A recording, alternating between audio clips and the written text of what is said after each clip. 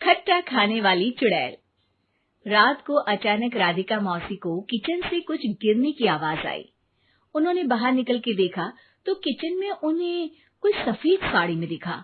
वो चीख पड़ी, हे भगवान, आलतू जलालतू आई भला को टालतू, आलतू जलालतू आई भला को टालतू। राधिका मौसी को चीखते सुनकर श्रवण बाहर आता है भागते हुए। अरे माँ, क्या हुआ? क्या देख लिया? दादी माँ आ गई क्या सपने में?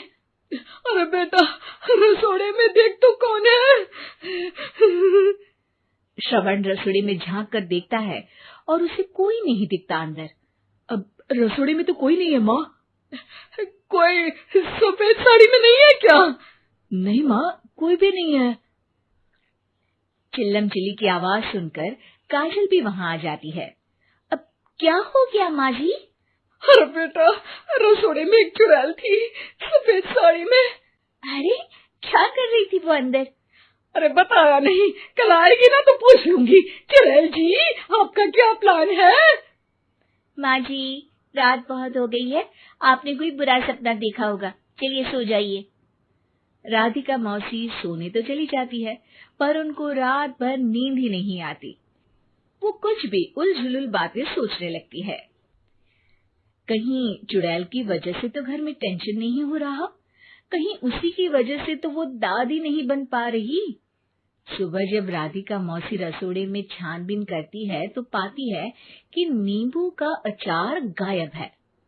चुड़ैल नींबू का अचार ले गई, मुझे तो ठीक नहीं लग रहा कुछ। चुड़ैल को भी पता है कि जिंदगी का असली मजा तो खट्टे में ही है। राधिका मौसी झट से श्रवण को फोन कर देती है। बेटा, मुझे समस्या समझ में आ गई है, हमें एक तांत्रिक की जरूरत है। अरे क्या बोल रही हो माँ, तांत्रिक की क्या जरूरत है? आप पूजा पाठ तो कर ही रही हो ना। आलतू जलालतू मंत्र सारे फालतू जैसे कुछ मंत्र पढ़ो, चली जाएगी अपने आप चुड़ैल। अरे नहीं बेटा, कभी चुड़ैल को कम नहीं समझते। अरे तुझे पता भी नहीं चलेगा कि कभी वो छल करके काजल की जगह घर की बहू खुद बन जाएगी। क्या माँ, कुछ भी बोल रही हो? कहाँ काजल और कहाँ चुड़ैल? वैसे एक बात बताओ, काजल को अगर गाने के लिए बोल देना तो चुड़ैल काजल की आवाज सुनकर घर तो क्या, धरती लोग छोड़कर चली जाएगी। तुम ना पढ़े लिखे बच्चे हर चीज को मजाक समझते हो। तुम रहने दो, मैं खुद ही तांत्रिक को बुला लेती हूँ। अच्छा सुन, शाम को इमली लेके आना। क्या है कि चटनी खाए बहुत दिन हो गए है ना? नहीं माँ, इमली तांत्रिक से ही मंगवा लो ना, आटा वगैरह भी उसी से पिसवा लेना। देखो मुझे काम करना है। श्रवण रात को कई तरह की सब्जियों के साथ माँ के कहने पे चटनी के लिए इमली भी ले आया था, लेकिन राधिका मौसी के दिमाग में अलग ही फिल्म चल रही थी। उन्हें अब सिर्फ शक ही नहीं यकीन होने लगा था कि शायद चुड़ैल ने श्रवण पर अपना जाल बिछा दिया था, जिस वजह से श्रवण उनकी बात ही नहीं मान रहा था।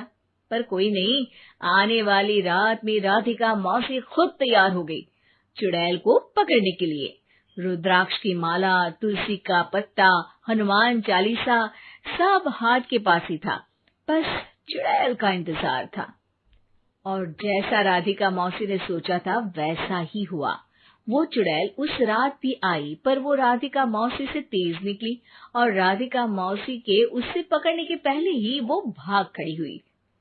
जरूर बहू पे साया है उस चुड़ैल का, तभी तो श्रवण के कमरे में गई है। और अगली सुबह राधिका मौसी पिछली रात हुए हमले में किन चीजों का नुकसान हुआ उसका हिसाब लगा रही थी।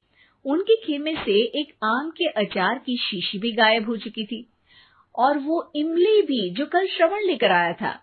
राधिका मौसी इस बारे में सोच ही रही थी कि श्रवण जल्दी से रसोड़े में आकर दवाइयों की पोटली ढूंढने लगता है। अरे बेटा, क्या हो गया? अब माँ, वो काजल की तबीयत खराब है, बहुत घबराहट हो रही है उसे। हे भगवान, मैंने पहले ही कहा था कि तांत्रिक को बुला लेते हैं, पर नहीं। अब देखो, उस चुड़ैल ने काजल को अपने वश में करना शुरू भी कर दिया है। हालांकि श्रवण भूतों में विश्वास नहीं करता था, पर अब वो भी डर जाता है और राजी हो जाता है एक तांत्रिक को बुलाने के लिए। कुछ ही घंटों में तांत्रिक आ जाते हैं और राधिका मौसी तांत्रिक जी को सब बता देती है। घोर संकट, घनघोर संकट, चुड़ैल को मारू जोर चाकट, ओम भट स्वाहा खटखा के आहा। अरे ये क्या मंत्र है? मेरे खुद के ओरिजिनल मंत्र है, कल रात को ही लिखे हैं, अच्छे लगे तो दाद चाहूंगा। एक और मंत्र सुनो। अर्ज किया है आब्राकडाब्रा, दिल्ली बम्बई आगरा, चंदा मामा सोबरले सुरन मामू जारा। ये मंत्र है? अरे कोई 40 वालीसा पढ़ो ना। वक्त कम है, 40 नहीं पड़ेंगे, 20-25 में काम चलाना पड़ेगा। अलग निरंजन जाके लंदन, मुफ्त का मंजान घिस मेरे नंदन। अरे जल्दी करो तांत्रिक जी, जल्दी करो। तांत्रिक अपने उल झलूल मंत्र पढ़ने लगता है। श्रवण को तांत्रिक पे शक होता है। वो अपने एक डॉक्टर दोस्त को कॉल कर देता है ताकि कोई अनहोनी हो तो इमरजेंसी में चीजें मैनेज हो जाए।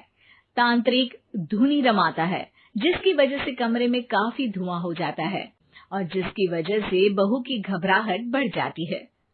अब भागेगी चुड़ैल। हाँ। बहू खांसते हुए धुएं से बचने के लिए बाहर चली जाती है। अरे भाग रही है, भाग रही है। पीछे पीछे श्रवण भी जाता है। बहू एक सोफे पर बैठ जाती है। तभी डॉक्टर दोस्त आ जाते हैं और श्रवण को पानी लाने के लिए कहते हैं। थोड़े चेकअप के बाद डॉक्टर कहते हैं, मेरे हिसाब से जाप का काम पूरा हो गया है। क्या मतलब?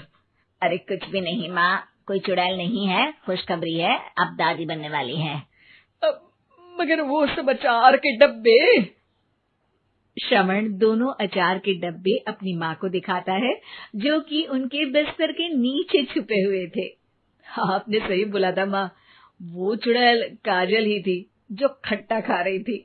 हमें कल ही पता चला, पर हमने आपको ये तांत्रिक वाला काम करने दिया ताकि आपको भरोसा हो जाए कि भूत वगैरह कुछ होता ही नहीं। अच्छा अच्छा, ये तो बड़ी खुशी की बात है। पर बेटा मुझे एक झाड़ू तो ला दे। क्यों माँ? ये तांत्रिक का भूत उतारती हूँ मैं। अब तांत्रिक राधा मौसी के डर से घर से भाग निकलता है और राधा मौसी उसके पीछे भागती है। अरे संकट ये घनघोर है, तांत्रिक मुआ चोर है।